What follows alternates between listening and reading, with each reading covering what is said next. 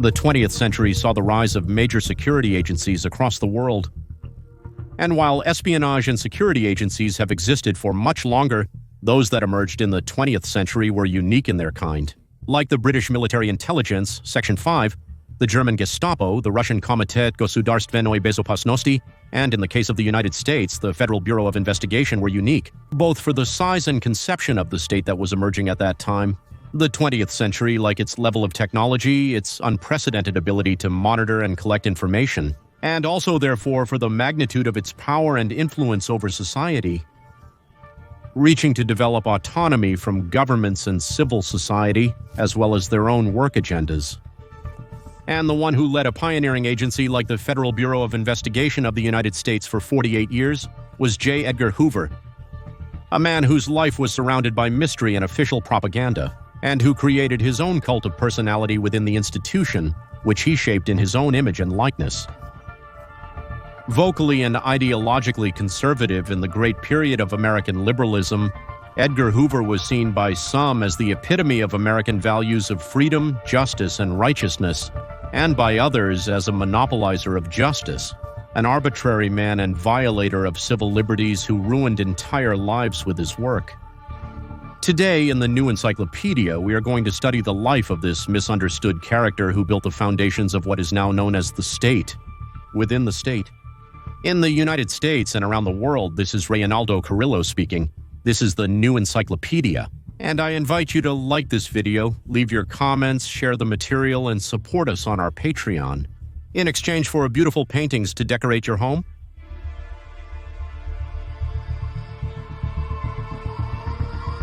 Hoover was born on the first day of January 1895 in Washington District of Columbia. In a time when memories of the American Civil War were still recent history, there were just a few thousand automobiles on American soil. The airplane did not exist, and flying was a thing of fantasy books. When Hoover died in 1972, it was the peak of the hippie revolution.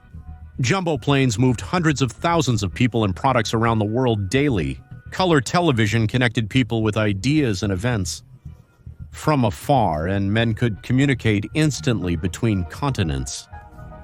John Edgar Hoover is the son of Anna Maria Scheitling, a woman of noble Swiss descent and a housewife, and of Dickerson Hoover, head of the map printing department of the United States Coast Guard.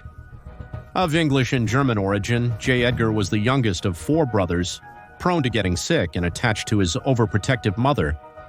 The house where Hoover was born was exactly 5 blocks from the United States Capitol. Did he never live in another city other than Washington District of Columbia today? Today, that house is a Methodist church with a stained glass window dedicated to the controversial character we are studying. Additionally, as a curious fact, Hoover never had a formal birth certificate, despite being born in the District of Columbia, where it was legally required to have one.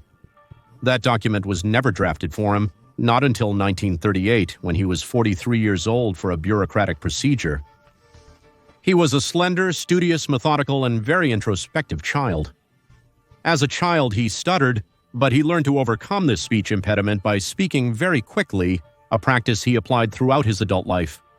In 1909, he entered the prestigious Central High School, where he was champion of the debate club, defending very common viewpoints for the time, such as racial segregation, the death penalty, and why women should not vote.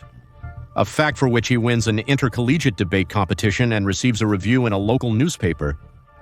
Despite not having athletic skills, he enlisted in the school's physical preparation group and graduated with the best grades in his class. Hoover's first job was as a cataloger, messenger, and archivist at the United States Congress Library, which was 800 meters from his home. That job was crucial in his later career because it taught him very advanced methods of handling and classifying information. While working there, he studied law at George Washington University, where he became a member of the Alpha Nu fraternity, a chapter of the Kappa Alpha order. In Hoover's fraternity, they make many friends. It's important to highlight these fraternity relationships, because later in his life, when he personally managed the Federal Bureau of Investigation, he always made an effort to favor those who belonged to that fraternity, as well as later to his Amazonian lodge. While he was a law student, Hoover admired the career of the Postmaster General, Anthony Comstock, who carried out prolonged campaigns against fraud, pornography, drug trafficking, and birth control. After graduating in 1917, the United States entered as a belligerent in the First World War at a time when governments were growing in size all over the world. Then Hoover began working for the Department of Justice in the War Emergencies Division at the age of 22 years old. In that department, he stands out for his good ability in handling information and organizing files. He works every day without taking vacations. Due to accumulating them, he was forced to take time off. He was then promoted to the Office of Foreign Enemies. There, his first task is to pursue and capture German women and then deport them. At 24, he is promoted to the Division of Radical Elements, with thousands to suppress the emerging labor and worker movement that was arising in the United States. Hoover lived detached from his brothers and with his mother until her death in 1938.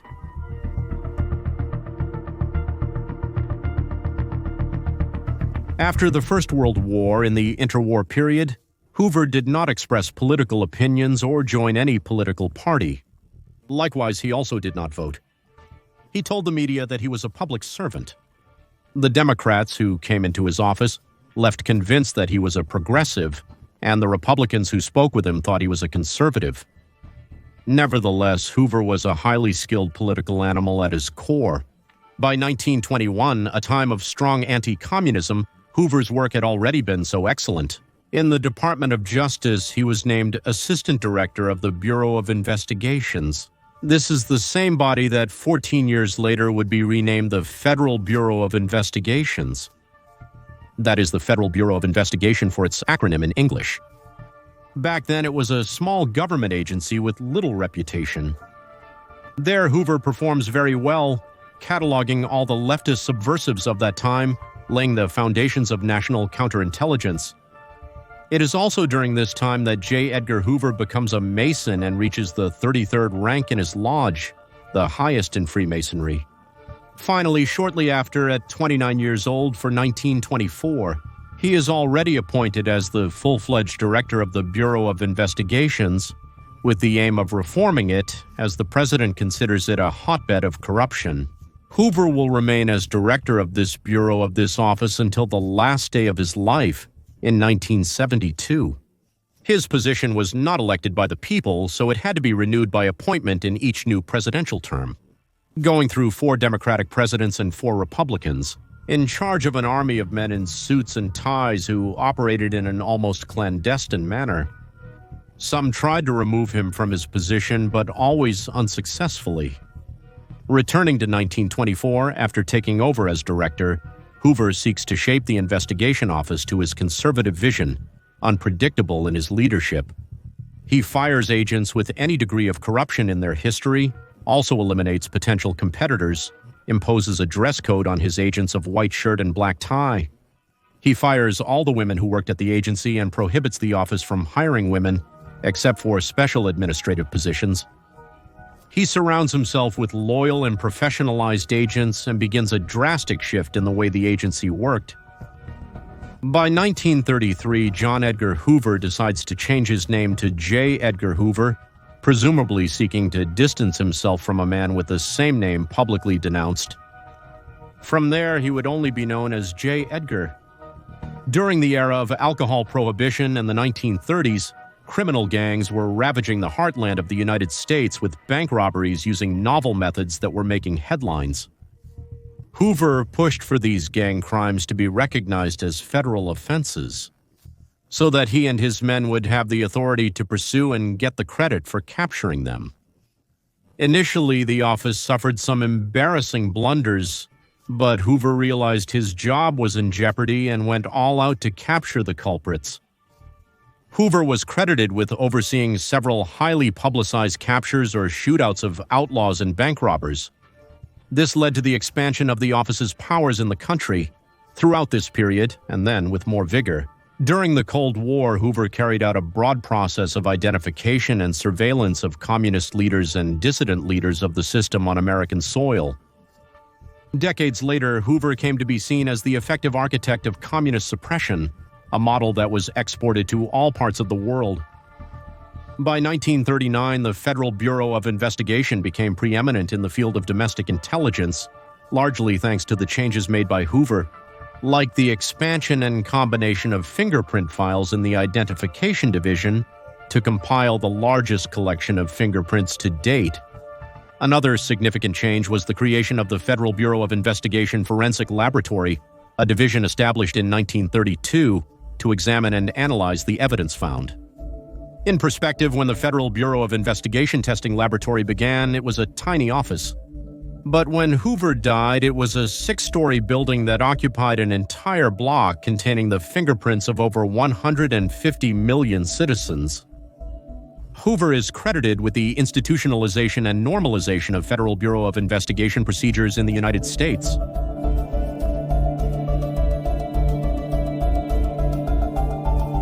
Hoover founded a national academy to train his agents, at a time when common police officers were not even asked for higher qualifications.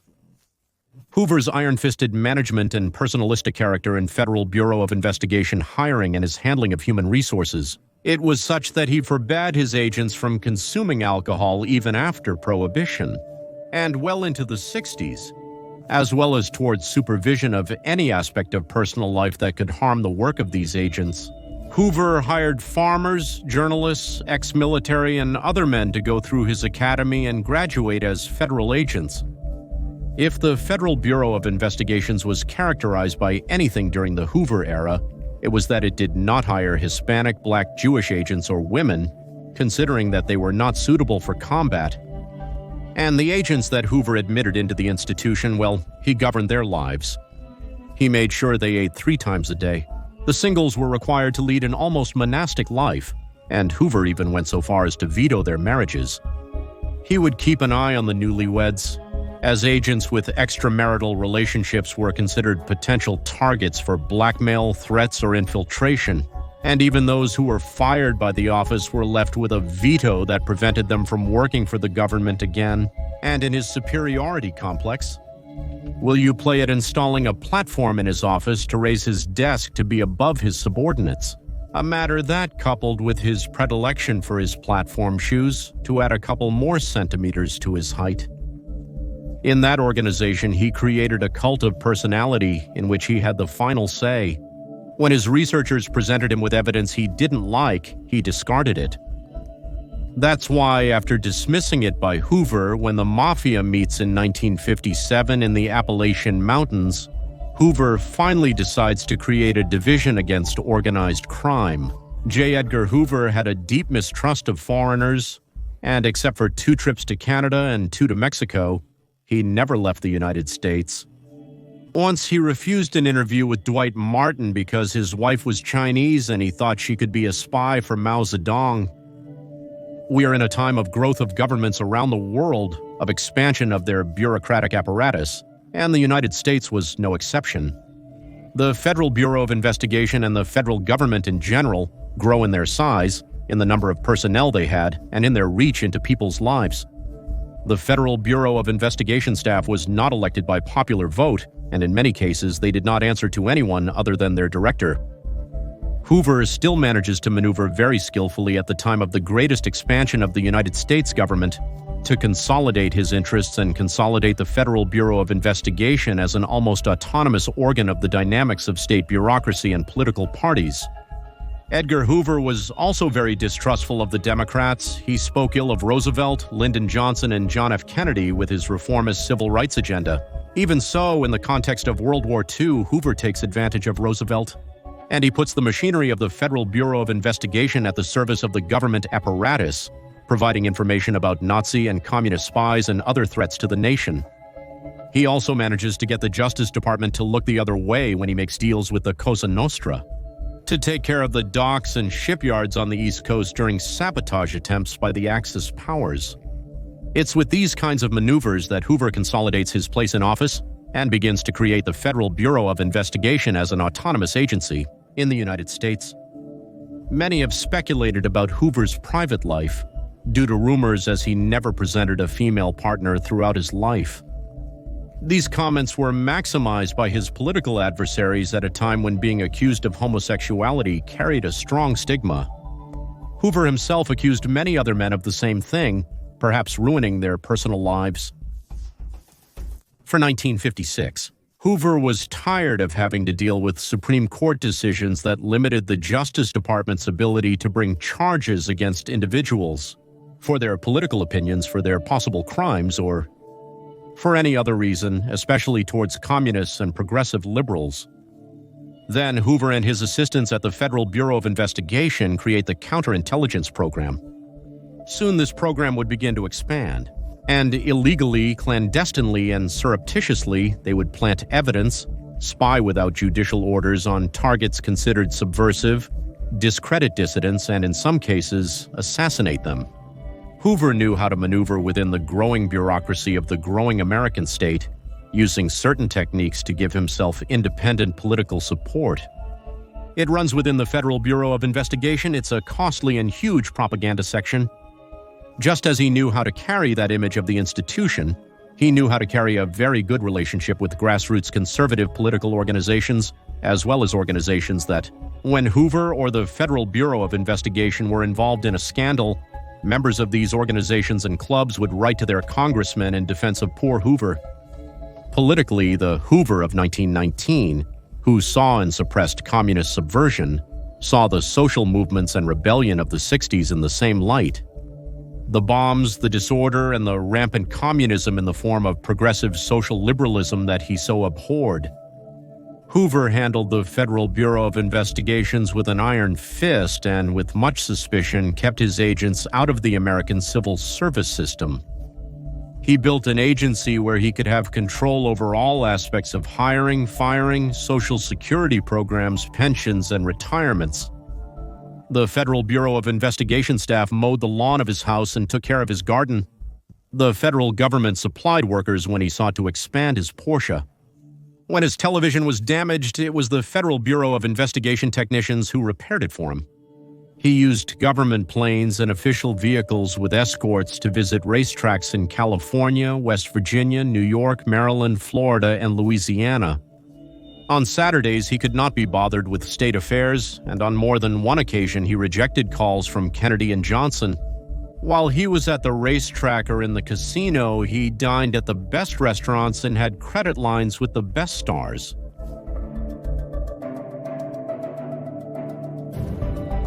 In the 1960s, with the arrival of the Kennedy clan to power, the frontal antagonism begins of an already very old Edgar Hoover with the new progressive democratic liberalism, which sought to carry forward a civil rights agenda.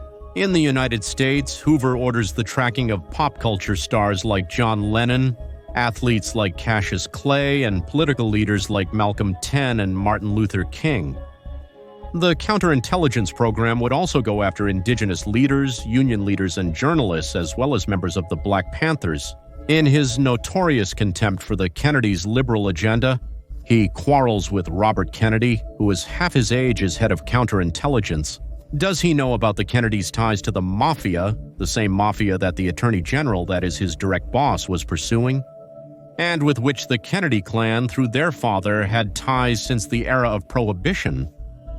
From that moment on, the Kennedys' desire to renew all institutions ended, and Hoover remained firmly in power, because if Kennedy sought to replace him, it was very easy for Hoover to expose Kennedy's ties with the mafia.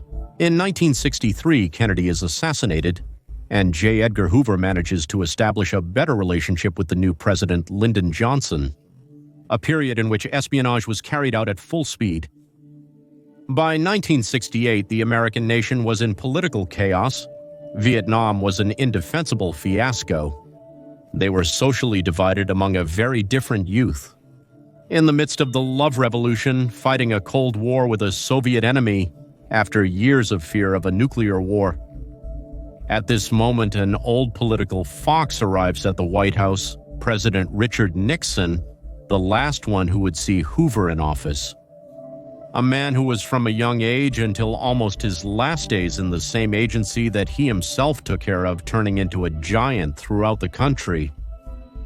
Hoover would die of a fulminant myocardial infarction at his home on May 2, 1972, at a time when there was, from the White House, a great sentiment to replace him. After his death, Clyde Tolson took over the operational command of the Federal Bureau of Investigations. And on May 3rd, Nixon appoints Patrick Gray as the director of the Federal Bureau of Investigation, an official from the Justice Department with no experience in that office, who would later gain fame for being the confidential source in the Watergate scandal. When he is reviewed by the Washington Post, J. Edgar Hoover had a funeral in the rotunda of the United States Capitol, which paralyzed the country. 3 television networks, Columbia Broadcasting System, National Broadcasting Company, and American Broadcasting Company, halted their regular programming to broadcast it live. The privilege of being veiled in that place was reserved for presidents at that time. He was a man who had the power and cultural influence for 48 years to have that kind of tribute.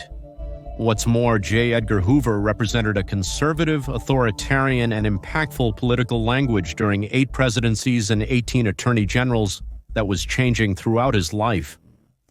Hoover dies at a time of empowerment and revelations by the press. Watergate, the CIA oversight hearings, and excesses of counterintelligence agencies come to public light.